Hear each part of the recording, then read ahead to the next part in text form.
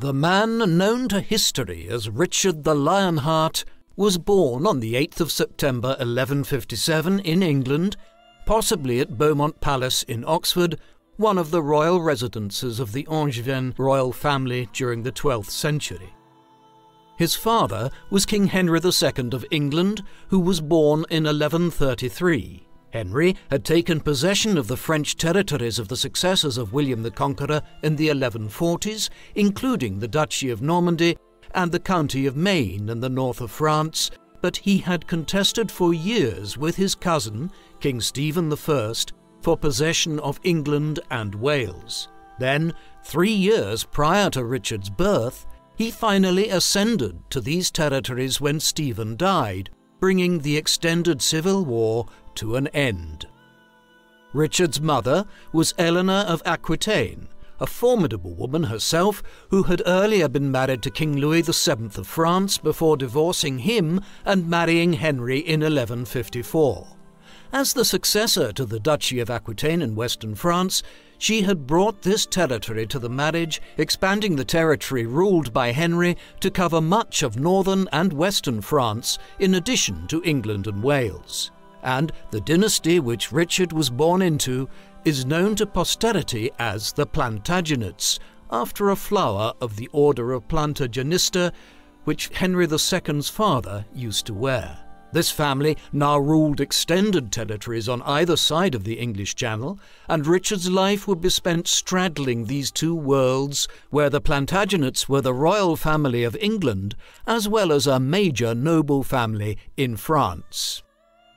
Richard's early life was typical of a family which ruled over a very disparate dominion. King Henry II was the King of England and Lord of Wales, much as the modern-day state of England has included a close connection with Wales for centuries, but the Plantagenet dominions stretched much further still. As the descendant of William the Conqueror, Henry ruled over the Duchy of Normandy in northern France, along with several other territories in northern and western France, such as the County of Maine. Moreover, as we have seen, his marriage to Eleanor had brought the Duchy of Aquitaine into the Plantagenet sphere of control. As a consequence, Henry's dominions were nearly as extensive as those of the French monarchy in France, with the south and east of the country ruled by the French kings from Paris.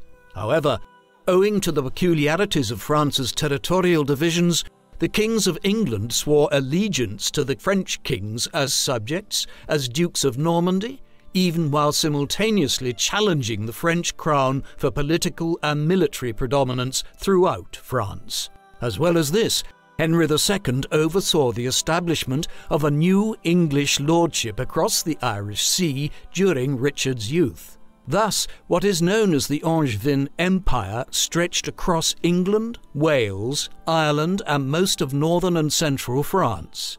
It was this disparate territory which Richard would one day come to rule over.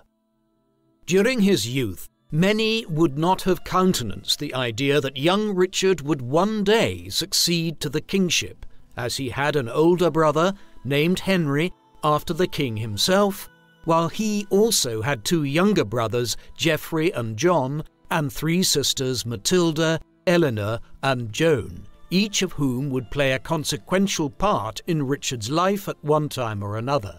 As was typical for the age, the upbringing of Richard and his siblings was the responsibility of his mother. Much of it was entrusted to a nurse named Hodierna, to whom Richard later granted a substantial pension in recognition of her service. As is typical of the time, little concrete evidence is available for Richard's youth and education, but we know that he would have received a conventional education for a royal son, insofar as it focused on the art of war. Yet he was able to read and speak Latin to a very high level, while he also evidently had a keen interest in poems and music. Moreover, several Muslim writers would later attest to him having an interest in Arab culture, although it is unclear if this evinces some previous learning on his part, or was cited by Muslim authors as a way of suggesting the English king was possessed of a considerable cultural tolerance. This video is sponsored by Magellan TV, the amazing documentary streaming service founded by filmmakers that includes subjects such as ancient and modern history, science, the earth and nature, true crime, as well as historical drama. We love the series The Warrior's Way, the original superheroes, and especially the episode Knights to Templars, Geoffroy de Champagne. The superb documentary covers the Knights Templars, God's warriors forged out of the Crusades. Knight Geoffroy de Champagne foregoes earthly pleasures to join the Templars and proudly wears the white mantle with a red cross. The Knights Templars' greatest patron was Richard the Lionheart, England's great Crusader king. With Magellan TV, there are no advertisements and you can watch content anytime, anywhere, on your TV, laptop or mobile phone. And with 15 to 20 hours of new content being added on a weekly basis, you will always have something to watch. And with an annual membership costing only $59.88, you pay only $4.99 per month for over 3,500 hours of viewing time. Viewers can take advantage of a special holiday offer. Buy one, get one free gift card for an annual membership by clicking on the link in the description. Richard's adult life was overwhelmingly connected with France rather than England, and this association began early. In June 1172, he was formally made the Duke of Aquitaine when he was just 14 years old. A year later, he was implicated in the first of a series of internal wars within the Plantagenet family as Eleanor and her sons allied with King Louis VII of France against their father. During this rebellion, Richard was actually knighted by King Louis, and in the summer of 1173 he saw his first significant military action in Normandy. Just weeks later, his father offered Richard full possession of several major castles in France and half of the revenues of Aquitaine, to which he had ascended largely just in name the previous year. This was initially rejected by Richard, however. The nature of the rebellion changed in November 1173 when Eleanor was captured by Henry II. The fighting continued for months thereafter until Henry the Younger and King Louis elected to make peace with King Henry in 1174. And Richard, who was already showing a surprising degree of independence for a teenager, finally submitted himself in September 1174. Terms were given to the sons, but Eleanor would effectively remain her husband's prisoner for years to come, as a means of offsetting further unrest within the family. Henry II was evidently impressed by his second eldest son's performance during the war. This was a time when familial rivalry, which spilled over into actual rebellion, was not entirely uncommon, and the king would not have viewed his son's revolt as marking a fatal break with them. Accordingly, in the aftermath of the revolt, Henry gave Richard full control of some of the armed forces of the Duchy of Aquitaine, with orders to reduce any rebels who emerged there to peace. This was the first experience of genuine power and rule which Richard would enjoy from 1175 onwards through to the late 1180s.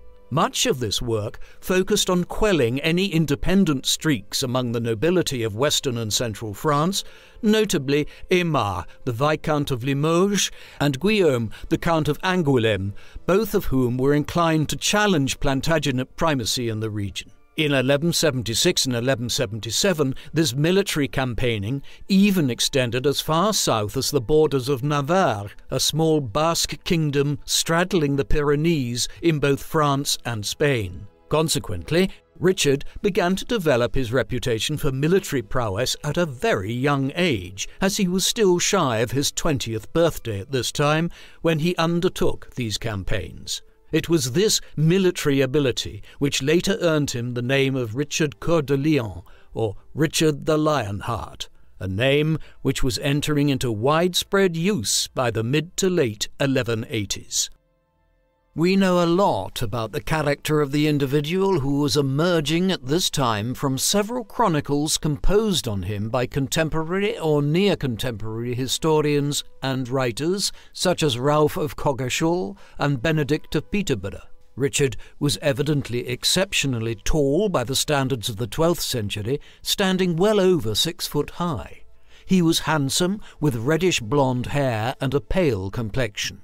He was known to have a character which favoured military prowess, and he cultivated an image of himself as a great warrior, one who patronised troubadours and poets, though somebody who was also prone to pride and greed and was sometimes quick to anger. He married later in his life, after lengthy negotiations, to have him wedded to Berengaria, the eldest daughter of Sancho VI of Navarre, although the union would never produce any children. This latter lack of children, combined with some contemporary allusions to Richard's sexuality, have led 20th century historians to query whether Richard was in fact gay and did not produce any children with Berengaria for this reason. But this is still open to debate, with the sources proving ambiguous, leading other historians to conclude that he might have actually been bisexual. The late 1170s and early 1180s saw Richard's relationship with his father strengthening, despite the rebellion years earlier.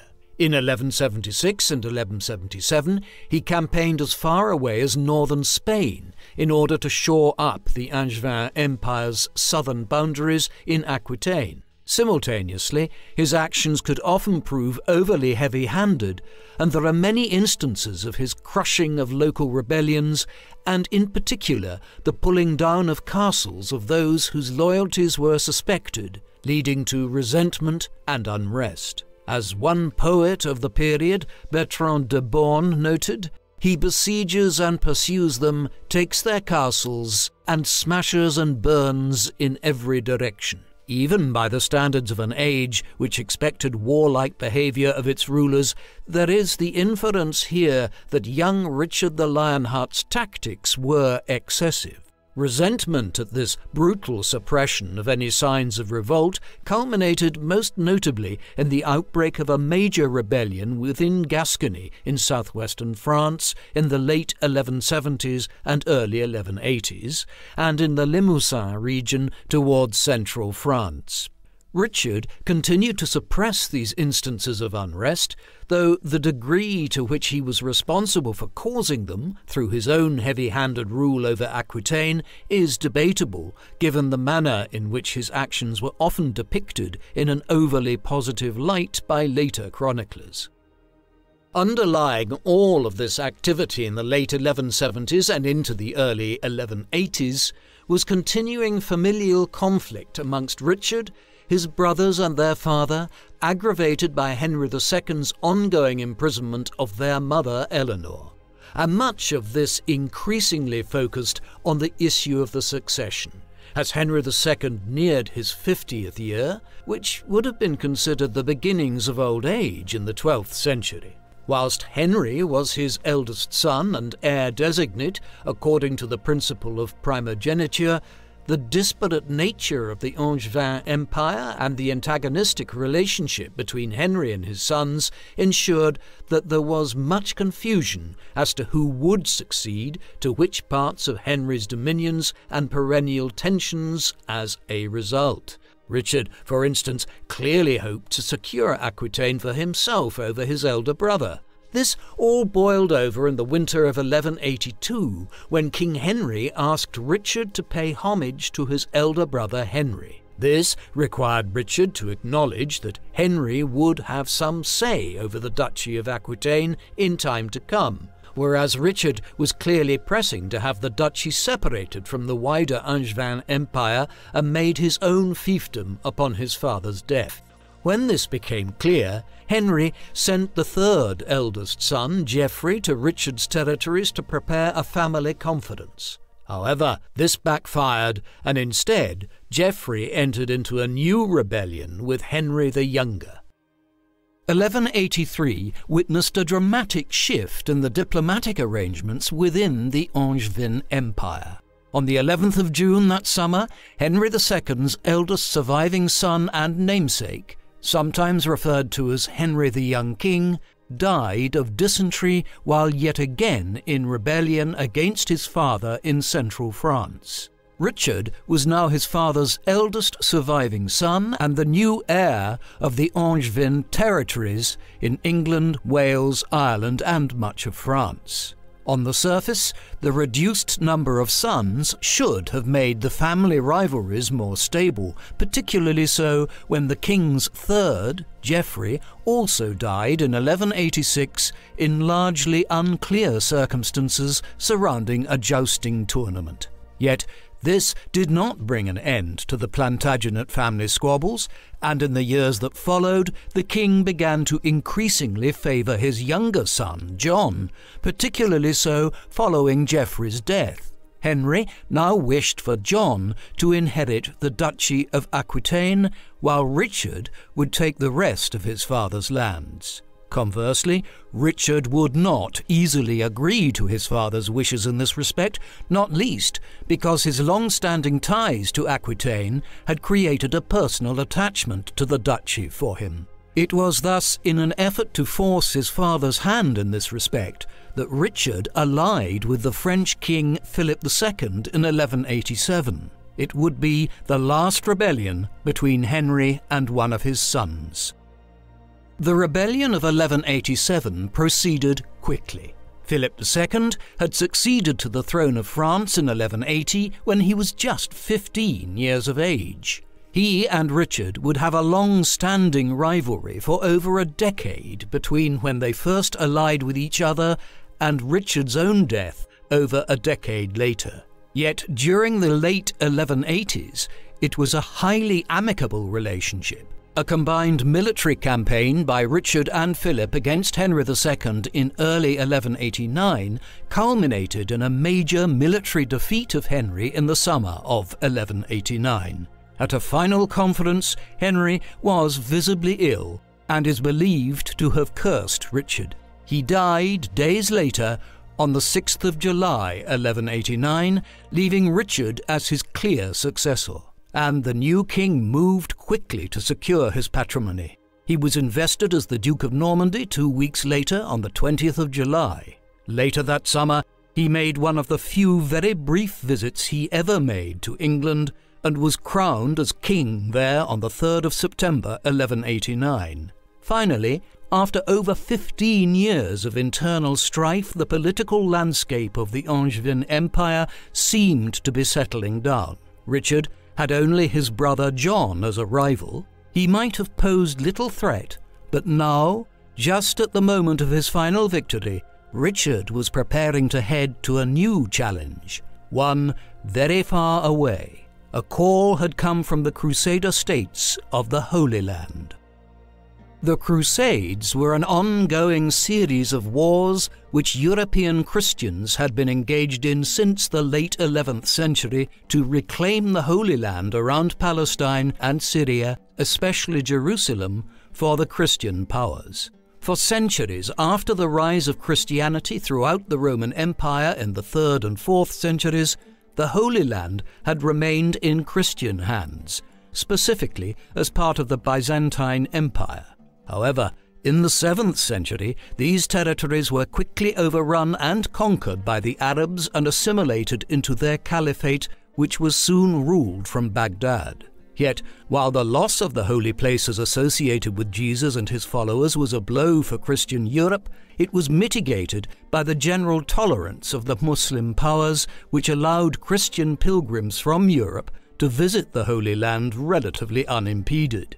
But in the course of the 11th century, this equilibrium changed as the Seljuk Turks, an aggressively expansionist people from Central Asia, conquered most of the Middle East, threatening the Byzantine Empire's capital at Constantinople and reducing access for Christians to the Holy Land. In response, the Byzantine imperial government appealed to the Christian powers of Western Europe to come to their aid against the Turks. The resulting response led to 2 centuries of crusading activity between the 1090s and the 1290s. In 1095, Pope Urban II first preached the need for a crusade to reclaim the Holy Land for Christianity. This met with a highly enthusiastic response, and tens of thousands took the Crusader cross and headed eastwards, including numerous senior nobles from France, England, and Germany. and by 1099 this First Crusade had resulted in the conquest of the Holy Land and the establishment of several Crusader states, including a newly established Kingdom of Jerusalem. These kingdoms and principalities flourished for decades, until a Muslim force reconquered the city of Edessa in 1144, triggering a Second Crusade between 1147 and 1150. Although King Louis VII of France and King Conrad III of Germany went east on this occasion, the Second Crusade met with little success, and things were calm again for years afterwards. But in the 1170s and early 1180s, a new Muslim ruler from Kurdistan succeeded in uniting the disparate Muslim kingdoms of Syria and Egypt, thus encircling the Crusader kingdoms. This warlord's name was Yusuf ibn Ayyub, but he is more widely known by his honorific title Saladin, meaning the goodness of faith. In the summer of 1187, his forces won a great victory at the Battle of Hattin, and that autumn Jerusalem was recaptured from the Christians. The call now went out from the remaining Crusader states. Help was needed from Europe if they were to survive and retake Jerusalem. Richard had already determined to head to the Holy Land on crusade as early as 1187, as news of Saladin's victory at the Battle of Hattin had trickled into Europe.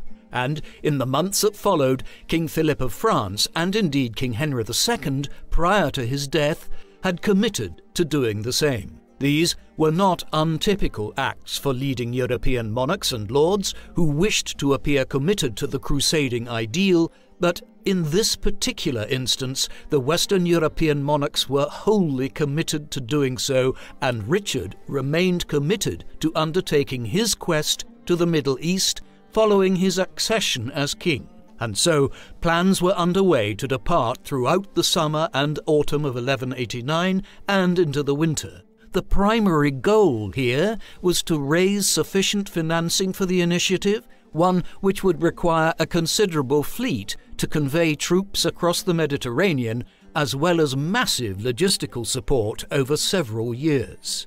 A tithe, or 10% tax, was raised to that end to fund the crusade, known as the Saladin tithe, one which had been begun by Henry II before his death.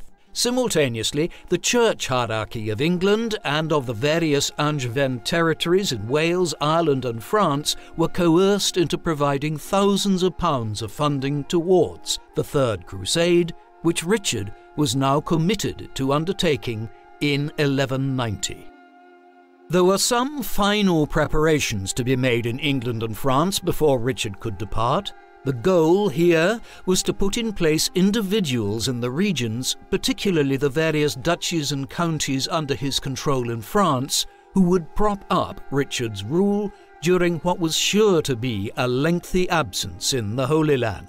Thus, William Fitzralph, a stalwart of Henry II's rule and one who had shown considerable support for Richard since his accession, was confirmed as Seneschal of the Duchy of Normandy, effectively making him the governor of the large territory of northern France. Payne de Rochefort was appointed as his counterpart as Seneschal of Anjou in western France, but most significant was the appointment of William de Longchamp, the Lord Chancellor of England, as the head of the government there during Richard's absence. It was a cutting rebuke of Richard's brother John, who might have hoped to be given a greater role in the governance of his brother's dominions during his absence. And his dissatisfaction at this development would lead to several years of unrest while Richard was away, during which John would seek to continually undermine his brother, principally by attempting to usurp his position as king in England, Normandy, and elsewhere. After months of preparations, the crusade was finally ready to depart by the summer of 1190. At this early stage, it would be effectively co-led by Richard and the French king Philip II. And the two kings left Vézelay in central France together on the 4th of July 1190. They separated at Lyon, where Philip led his contingents by land over the Alps through Italy, while Richard elected to make for Marseille to sail along the Italian coastline to Sicily from the southern French port. There were extensive delays during these passages, as much of the fleet, which had been sent from England and western France around the Iberian Peninsula, had been delayed in entering the Mediterranean Sea. Notably, a drunken spree by the soldiers while in Lisbon in Portugal had particularly slowed the proceedings, and so Richard had to hire other ships at Marseille to send much of his forces to the Holy Land ahead of him. And he then conducted a lengthy tour of the Italian coastline to visit locations in the region such as the Medical School of Salerno, a trip which evinced Richard's interest in the new learning of the 12th century Renaissance which was underway in Italy. Finally, he arrived in Messina in Sicily on the 23rd of September 1190. Here, Richard conferred with Philip before the French monarch quickly headed away to the Holy Land. Richard, however, had matters to attend to in Sicily before leaving himself. In 1177, Richard's sister Joan had married King William II of Sicily, known as William the Good. William died in November 1189, and the crown was quickly usurped by an illegitimate contender named Tancred. This Tancred then imprisoned Joan, fearing she would become a focus of resistance to his reign. Having arrived in Sicily, Richard quickly secured her release, but there were serious issues still to be resolved concerning Joan's dowry and valuable household plate. Tensions quickly escalated in late September and early October, and by the 2nd of October, Richard had ordered his troops to disembark fully from their ships and prepare for battle if necessary. When skirmishes broke out between Richard and Tancred's troops 2 days later, Richard ordered an attack on the city of Messina, one which quickly proved successful. Peace terms were agreed on the 6th of October, whereby Tancred paid a huge sum of money to Richard, and a formal alliance was agreed between the two. Simultaneously, ships were sent to Spain to bring Richard's long-promised bride, Berengaria of Navarre, to Sicily, so that the pair could have their long-awaited marriage during the winter of 1190 as they waited to set off for the Holy Land.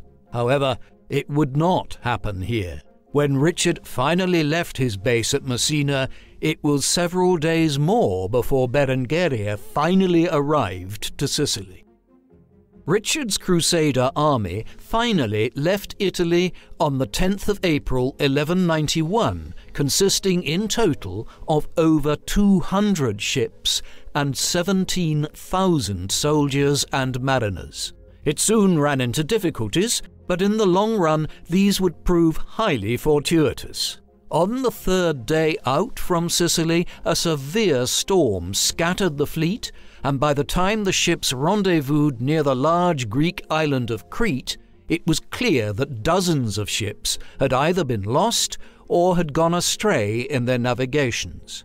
And these included one of the royal ships transporting Richard's would-be bride Berengaria and his sister Joan. This particular ship could not simply be abandoned, and a wide-ranging search throughout the eastern Mediterranean was now undertaken to locate it. Eventually, it was discovered to be at anchor in the port of Limassol on the island of Cyprus. Cyprus had long been a possession of the Eastern Byzantine Empire and was governed by Isaac Doukas Komnenos. Komnenos had recently developed delusions of grandeur and had proclaimed himself Emperor of Cyprus independently of Constantinople. Now, in the summer of 1191, he seized several of the scattered Crusader ships and was considering doing the same with the ship on which Joan and Berengaria were travelling. It would prove a fateful mistake. In early May, Richard arrived in Cyprus. When the self-proclaimed Emperor Komnenos refused to release the captured ships and prisoners, Richard decided on immediate military intervention and attacked the city of Limassol. A surprise night attack quickly saw the capital completely overrun. Although the emperor managed to escape, this effectively robbed him of his treasury and military support. And in the weeks that followed, further resistance was mopped up and Cyprus was brought under the control of the Crusaders. Much of this was achieved by Richard linking up with the leaders of the Crusader states in the Holy Land. One of their primary leaders, Guy de Lusignan, having received word of events in Cyprus, arrived with several contingents of hardened Crusader warriors. De Lusignan was the titular king of Jerusalem, albeit he was a king without a city since the fall of the Holy City to Saladin several years earlier, and he was challenged amongst the nobles of the Crusader states for primacy, notably by Conrad de Montferrat, a claimant to the kingdom of Jerusalem. Guy and Conrad would prove to be the most significant figures, other than Richard and Saladin, in the events which followed in the Holy Land. By the beginning of June, Richard had seized control over the entirety of Cyprus, a rich island nation with notable trade links, and one which would serve as a crucial base for the Crusaders in years to come. In the broader term, Cyprus became an independent Christian kingdom, one which was ruled by the Lusignans for decades to come, and as an independent Christian kingdom down to the late 15th century, making its conquest arguably the most tangible result of Richard's entire crusade. The conquest of Cyprus and the subsequent sojourn there during the summer of 1191 also provided the opportunity for Richard to finally wed Berengaria. The wedding ceremony was held at Limassol on the 12th of May 1191 at the chapel of St. George there. The marriage was designed to potentially unite Navarre and the Duchy of Aquitaine, and thus make it part of the wider Angevin Empire in the long run, but this plan would prove elusive. Richard and Berengaria never had any children, they would remain distant from one another, and it has even been questioned whether the marriage was consummated at all. Nevertheless, the union was celebrated with great fanfare and ceremony throughout Cyprus in the early summer of 1191. Overall, these events would foretell great success for Richard when he finally reached the Holy Land.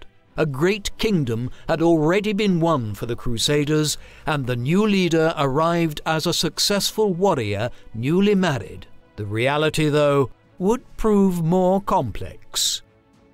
Richard finally landed near the city of Acre on the 8th of June 1191, over a year after he and King Philip had first left France on the crusade.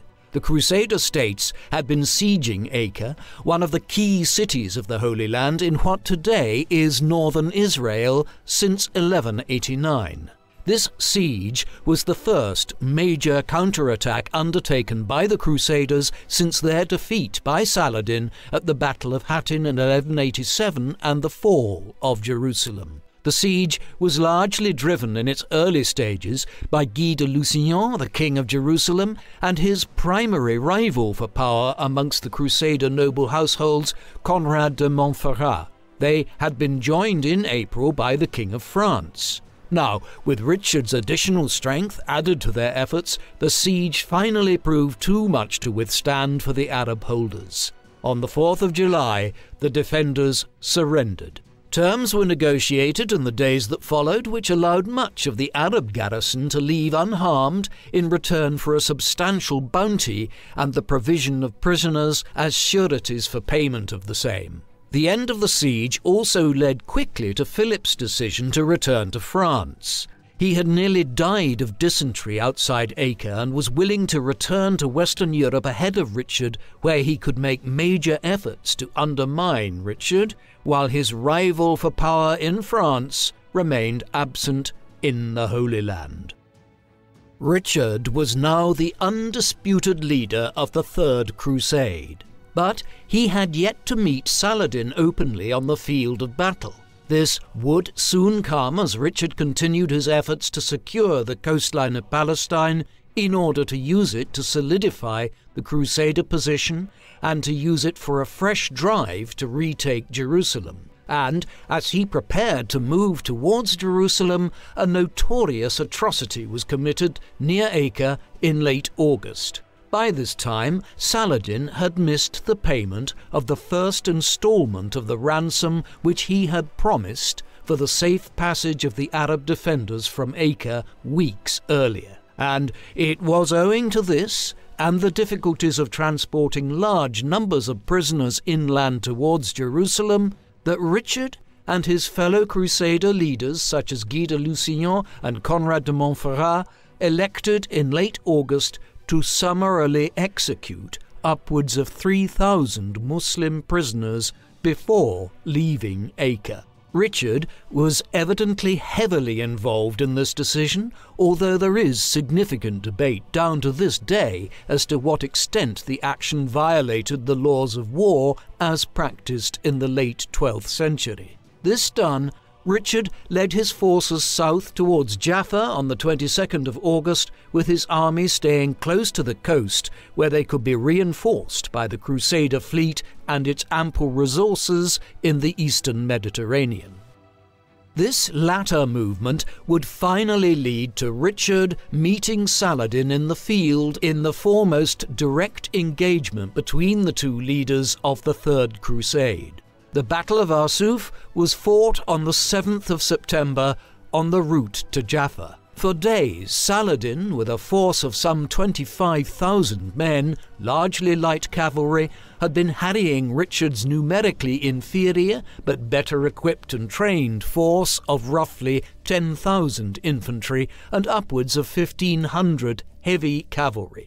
The latter were the foremost fighting forces in the Holy Land during the Crusades, but they lacked the maneuverability of Saladin's light cavalry, a fact exacerbated by Richard's unwillingness to move far from his baggage trains and risk losing their water supplies. When, on the 7th of September, a full-scale battle was finally entered into, Saladin's troops succeeded in breaking the Crusaders' formation early on. However, a counterattack in the afternoon by Richard roused the Christian lines, opening gaps in their infantry lines for the heavy cavalry to strike forward at the much more vulnerable light cavalry. After 3 charges of this kind, the Arab armies were broken and fled into the adjoining hills and forests. Contemporary accounts of the casualties are wildly exaggerated, but it is estimated that as many as 5,000 or 6,000 of Saladin's men were killed for under 1,000 of Richard's. Arsuf was the foremost victory in the field for Richard during the Third Crusade. It opened the route to Jaffa, which the Crusaders reached 3 days later. The walls had been dismantled on Saladin's orders, a decision which effectively surrendered the city to the Christians, but which also ensured that Richard had to spend weeks here until makeshift walls were erected to protect the town for the Crusaders. It was while he was here that Richard began envisaging that the key to securing the Holy Land might lie in striking at Saladin's core dominions in Egypt, and, in particular, by seizing Cairo. And this was a strategy which was eventually widely accepted as being the best available to the Crusaders many years later, during the 13th century. But for now, Richard was overruled by Guy, Conrad, and his fellow Crusaders who wished to strike directly at Jerusalem. Thus, the early winter was spent seizing and garrisoning several castles on the route inland from Jaffa to Jerusalem. Consequently, by the end of 1191, Richard's crusade had succeeded in conquering Cyprus for the Christian cause, as well as retaking the Palestinian coast from Acre to Jaffa, with the route to Jerusalem being prepared for a strike at the Holy City. The latter campaign, though, would never be undertaken by Richard. Early in 1192, Richard's role in the Crusades began to inexorably wind down. On the 20th of January 1192 he reached Ascalon, where plans were initiated to begin refortifying the site as a base from which the Muslim powers' caravans travelling across the Holy Land between Syria and Egypt could be attacked. Yet when disputes broke out here amongst the leading crusaders about how this should be funded, Richard withdrew to Acre. Here, further disputes arose between the Crusader contingents, particularly the merchants representing the major trading powers of Italy, on whose financing and supply much of the Crusader states depended, about how to proceed. Consequently, by the late spring, Richard was increasingly faced with the futility of trying to motivate the disparate leaders and groups involved to act in concord. Moreover, it was while at Acre that he received disconcerting news from Western Europe that fresh unrest had arisen back home in his dominions. His brother John was now openly plotting with the French monarchy, and Richard's continued presence in the Holy Land on the Crusades threatened his position as king of the Angevin Empire back home. It was these combined factors which, in the spring of 1192, led him to take the decision to return home without capturing the ultimate prize of Jerusalem. There remained a number of things which needed to be resolved in the Holy Land before Richard could leave. First and foremost amongst these was the issue of the leadership of the crusade after the English king left. Would Guy de Lusignan, the acknowledged king of Jerusalem, or Conrad de Montferrat, his would-be challenger, succeed Richard as the head of affairs? In an effort to resolve this, Richard summoned a council, where he attempted to establish Conrad as the next head of the Crusader states. In return, Richard sold Cyprus to Guy for a sum of 60,000 bezants. But no sooner had this arrangement been loosely worked out than Conrad was killed by a pair of assassins in late April. It is unclear to this day who had hired these assassins, with everyone from Richard to Saladin being suspected for varying reasons. What is clear is that this cast affairs into further chaos. Then Saladin's recapture of the town of Jaffa at the end of July, before Richard himself could relieve the siege, sealed his decision to leave the Holy Land. On the 2nd of September, a 3-year truce was agreed between Richard and his mortal foe. Richard would surrender Ascalon, but the entirety of the coast from Jaffa to Acre was back in Christian hands, as well as Cyprus, and Christians were guaranteed free access to Jerusalem. Hence it was that Richard departed the Holy Land on the 9th of October, having failed to achieve ultimate success by capturing Jerusalem, but having achieved a great deal. Richard's return to Europe was not straightforward. By November 1192 he had reached the Greek island of Corfu, and at this point elected to travel back to Western Europe through Germany rather than westwards through Italy. Richard was conscious in all of this that he was passing through the territory of several princedoms which were opposed to him, notably Leopold of Austria. Leopold was a staunch ally of Henry VI, the Holy Roman Emperor, a would-be leader of any future crusades, and he consequently viewed Richard as his enemy. Aware that to pass through Leopold's territory would involve the threat of falling into Henry's hands, Richard hired several galleys at Corfu and headed north, accompanied by a relatively small retinue of his most trusted followers, hoping to avoid detection while pretending to be travelling pilgrims on their way back from the Holy Land.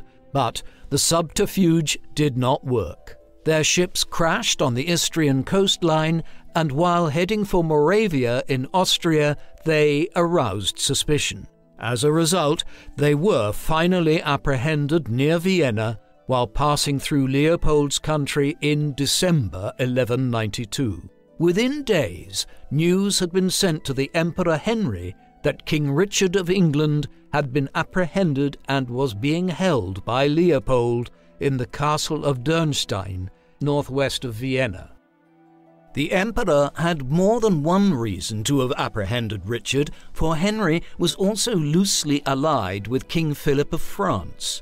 Accordingly, we find the emperor writing to Philip within days to inform the French king of the good news that he had apprehended the English king. Back in England, John also became aware of this and moved to pay homage to Philip in an effort to bolster his claims to succeed his brother.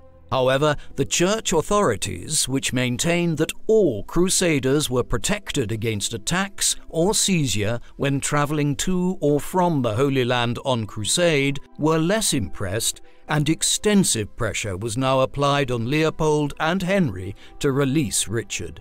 Hence it was that weeks of protracted negotiations to see whether Richard would be released by his German captors and on what terms were entered into. Finally, in late February 1193, terms were concluded in Speyer, after Richard successfully defended himself against trumped-up claims of having abandoned the crusade. Nevertheless, Richard still had to pay a ransom of 100,000 marks and promised to supply the emperor with 50 galleys and the service of 200 knights annually, resources which Henry utilized to launch his own crusade in the years that followed. Further negotiations on these terms ensued, such that Richard was unable to depart Germany until early in 1194, well over a year after first leaving the Holy Land.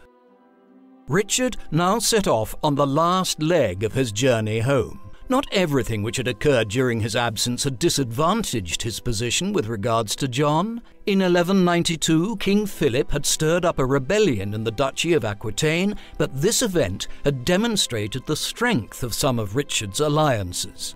On this occasion, his wife Berengaria's brother, Sancho of Navarre, to the south in the Basque region, intervened during Richard's absence to suppress the revolt. Indeed, Sancho went even further and launched a punitive raid against Toulouse to demonstrate that Richard's French possessions were not open targets while he was in the Holy Land or making his way home. And back home in England, many senior officials who had been loyal to Richard before he departed on the crusade remained so, and did their best to thwart John's efforts to undermine his brother. Nevertheless, other developments did not bode well for Richard. In April 1193, King Philip finally inflicted a considerable defeat on Richard's cause when he seized Gisors in Normandy, perhaps because the Castellan, a senior official there, had proved willing to surrender in the belief that John would soon succeed Richard as Duke of Normandy. All of this indicates that there was fresh unrest as Richard arrived back to Western Europe in the early months of 1194. Richard left Germany in February 1194 and reached England on the 13th of March. He passed through the Rhineland on his way, on which journey he renewed some alliances with the princes and lord of Western Germany and the Low Countries around modern-day Belgium. Having landed in England, resistance to his resumption of the crown was strikingly limited, a result perhaps of John himself being overseas in the Duchy of Normandy. Richard first visited the religious shrines of Canterbury and Bury St Edmunds before proceeding to the famous Nottingham Castle to confront the centre of John's supposed rebellion. Fighting did occur before the castle surrendered on the 28th of March. Thereafter, Richard resumed the full regalia of his English kingship and presided over several meetings of the government at Winchester, before departing for France in early May to confront John head-on in Normandy. He left the government of England to Hubert Walter, who had accompanied Richard on crusade and who had been made Archbishop of Canterbury in 1193.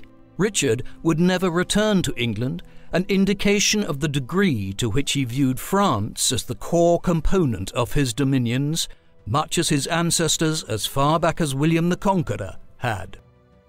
Where England had seen little resistance to Richard's return as king and had been quickly stabilised, the Crusader king's return would prove far less seamless in France. John had dug himself into Normandy, where he relied on a close alliance with the French king to cement his position.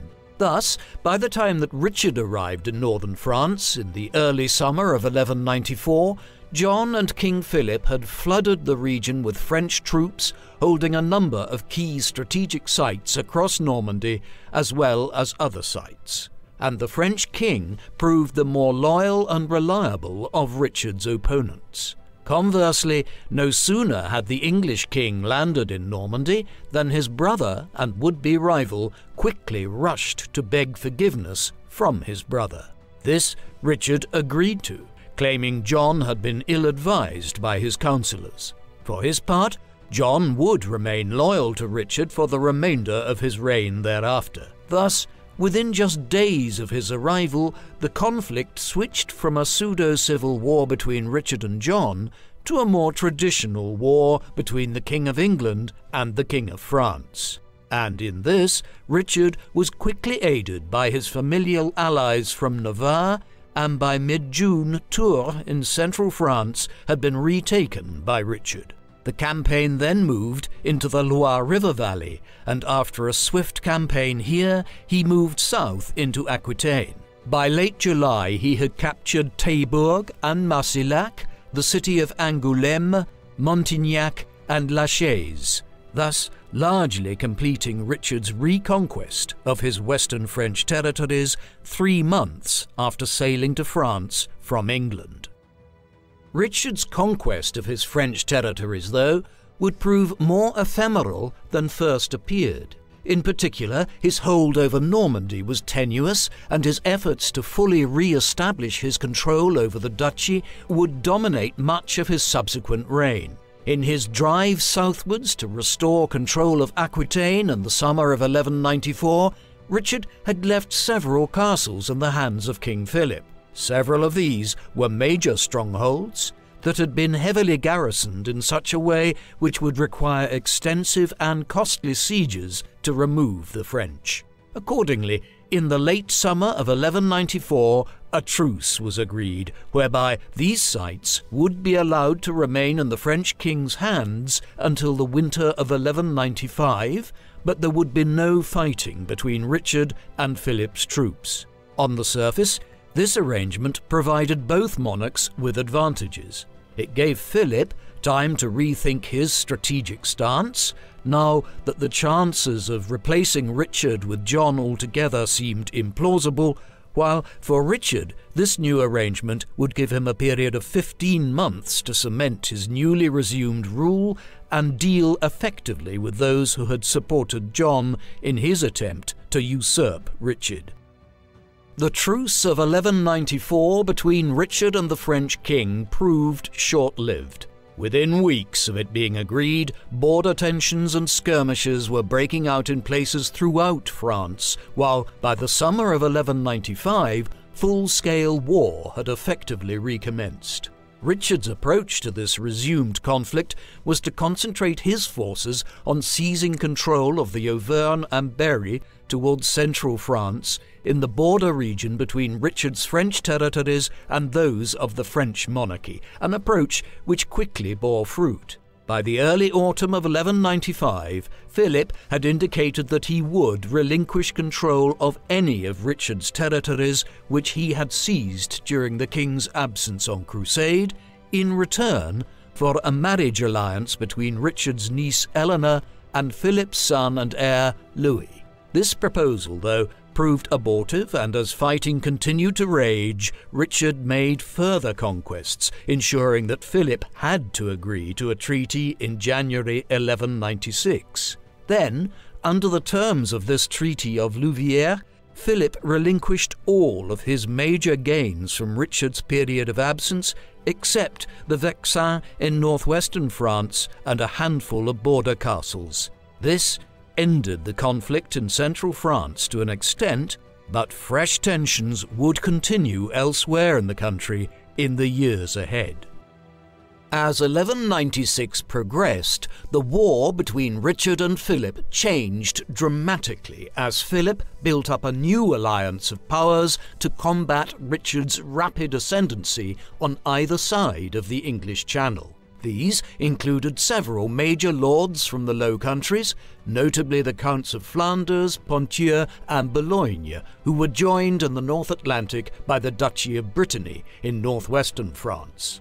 And this new confederacy was now able to apply extensive pressure on Richard's shipping lines and logistical supplies in the English Channel. In order to offset this threat, Richard needed to divert much of his land forces to an invasion of Brittany in mid-1196. Yet, even this setback was only temporary. Eventually, Richard was able to force Count Baldwin of Flanders to change sides, firstly by launching a massive embargo on trade and the supply of goods, and then by offering a favourable alliance of his own. Thus, Baldwin went from blockading Angevin shipping in the Channel to invading Artois in northeastern France on Richard's behalf and seizing the considerable French town of Douai.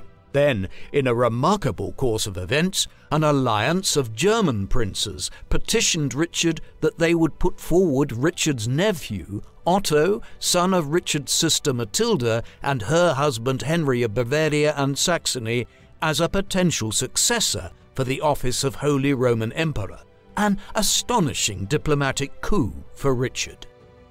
While 1197 and 1198 had seen these further successes for Richard, he would not be alive long enough to enjoy their fruits. In the autumn of 1198, Richard elected to complete the final reduction of the Vexin, a small county near Paris itself, from Philip, following the expiration of a new truce with the French king. Pressured by the Count of Flanders in the northeast and by Richard in the west, Philip twice came perilously close to being captured in the campaign which followed, including nearly drowning on one occasion. This virtually completed the conquest of the Vexin, bringing Richard back into possession of all the lands he had previously held, before heading to the Holy Land and placing him in the strongest position any English monarch had held with respect to the French monarchy for decades. This conquest also initiated a major building program in the region, notably the Château Gaillard, 95 kilometers northwest of Paris and one of the most impressive medieval castles ever built in northern France. Along with major work to develop the port of Portsmouth, it constitutes one of the only major acts of administration and government which can be associated with Richard's kingship, a reign which was ultimately characterized almost entirely by war, whether in the Holy Land or back in Western Europe. In January 1199, King Richard met with his French counterpart King Philip in a meeting brokered by Pope Innocent III. A 5-year truce was now agreed to, one which would see Richard's dominions entering into an unprecedented period of peace and stability. It is entirely peculiar that it was during this period of harmony that Richard would be killed, while still in his early 40s. On the 26th of March 1199, he was shot by a crossbow bolt while campaigning to put down a small regional revolt by Viscount Aymar V of Limoges. In the days that followed, without the benefits of modern medicine, the wound turned gangrenous, and on the 6th of April he died from the illness. He was subsequently buried at Fontevraud. Richard was succeeded by John, whom Richard named as his successor during his final illness. The would-be usurper's accession would spell the end of the conflict with Philip when, in 1200, the Treaty of La Goulée saw John confirmed in his French territories in return for acknowledging Philip as his liege lord in France itself. However, it would prove a short-lived peace, and in the years that followed, the French crown would begin to reconquer several parts of the Angevin Empire from the English monarchy, the beginning of a long process which ultimately would take until the 1550s to complete. Overseas, Richard's efforts proved just as transiently successful. Further crusades followed in the years and indeed decades to come into the late 13th century. Some of these produced variable levels of success in places other than the Holy Land. For instance, in 1204, a Christian army seized the Byzantine capital of Constantinople and established a Western Roman Catholic Christian state in the Balkans for decades to come. Others attempted to seize Egypt as the strategic key to the Holy Land, much as Richard had envisaged in 1191. The Sixth Crusade in the late 1220s finally succeeded in capturing Jerusalem, Richard's ultimate goal, which he had been unable to achieve. Nevertheless, this was a fleeting success, and within 15 years, the Holy City was back in Muslim hands. Thereafter, the fate of the Crusader states dwindled, despite efforts by major European monarchs to undertake fresh efforts to reclaim the holy places for the Christian cause.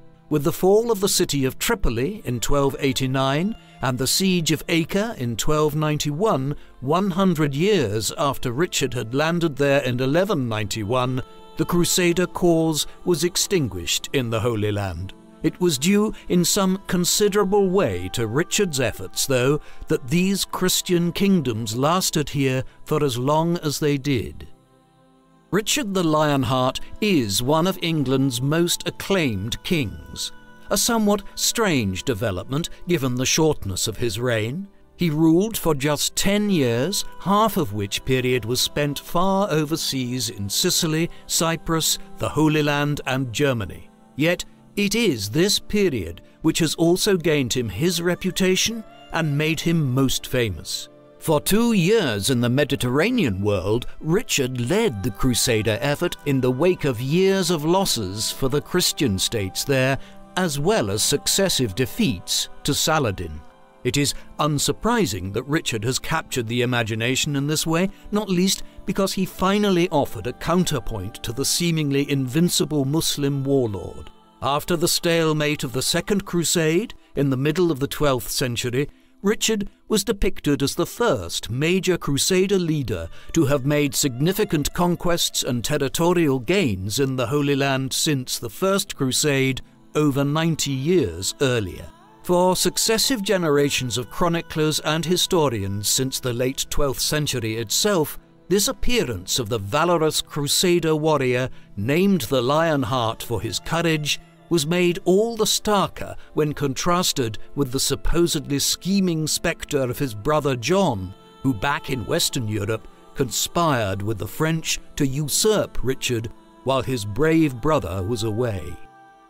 But while this is the idealized version of Richard and the basis for so much of his legacy, there is also much to criticize about the Lionheart. Criticisms which have dominated studies of the king by historians in recent decades.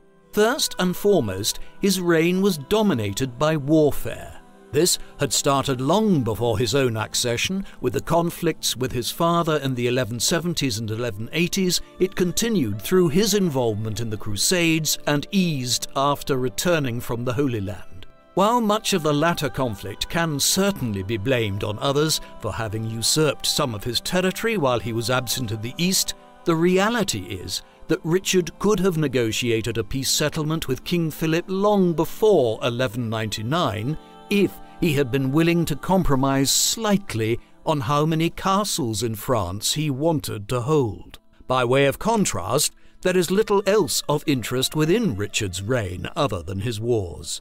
He did build some castles, which again had a military purpose, and left plans when he left England in 1194 for some work to be carried out in his name, but his reign is remarkably bereft of any signature efforts to reform the judiciary, introduce new taxation systems other than those designed to fund his military endeavours, or offer any form of civil government policy which might have substantially improved the administration of his dominions or the lives of his subjects.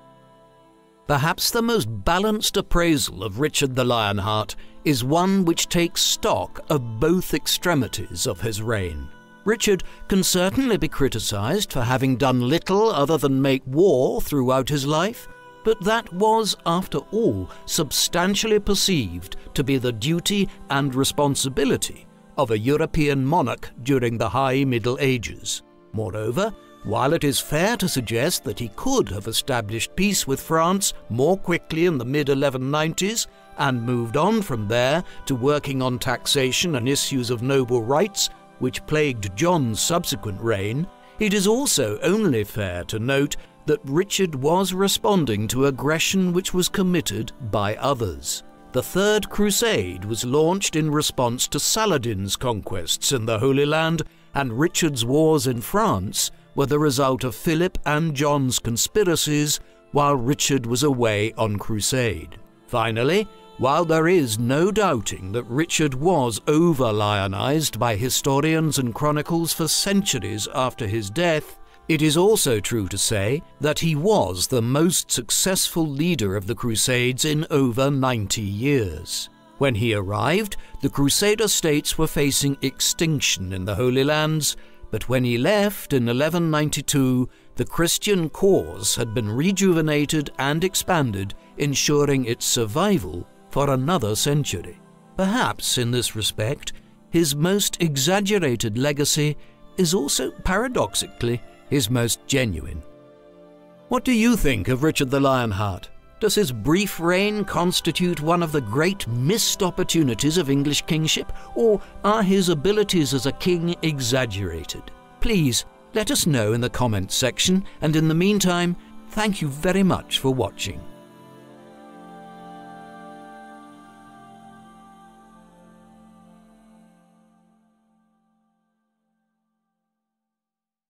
This video is sponsored by Magellan TV, the amazing documentary streaming service founded by filmmakers that includes subjects such as ancient and modern history, science, the earth and nature, true crime, as well as historical drama. We love the series The Warrior's Way, the original superheroes, and especially the episode Knights to Templars, Geoffroy de Champagne. The superb documentary covers the Knights Templars, God's warriors forged out of the Crusades. Knight Geoffroy de Champagne foregoes earthly pleasures to join the Templars and proudly wears the white mantle with a red cross. The Knights Templars' greatest patron was Richard the Lionheart, England's great Crusader king. With Magellan TV, there are no advertisements and you can watch content anytime, anywhere, on your TV, laptop or mobile phone. And with 15 to 20 hours of new content being added on a weekly basis, you will always have something to watch. And with an annual membership costing only $59.88, you pay only $4.99 per month for over 3,500 hours of viewing time. Viewers can take advantage of a special holiday offer. Buy one, get one free gift card for an annual membership by clicking on the link in the description. Hello guys, thank you so much for watching this video. If you enjoy our work and would like to support the channel, please visit our revamped Patreon and Buy Me a Coffee membership pages, which contain rewards, such as early access to our content, merchandise discounts, and audio versions of our videos, along with much more that we give to our valued supporters. If you have not yet signed up to help our cause, we'd like to ask you to please consider doing so, as we need to secure the channel by safeguarding it from possible demonetization, and also invest in better equipment, software, and more people to help us improve our videos going forward. In short, without your contributions, these videos would not be possible. So if you would like to ensure this channel never has to shut down due to demonetization, please spare whatever you can per month and become People Profiles patrons. Thanks for listening.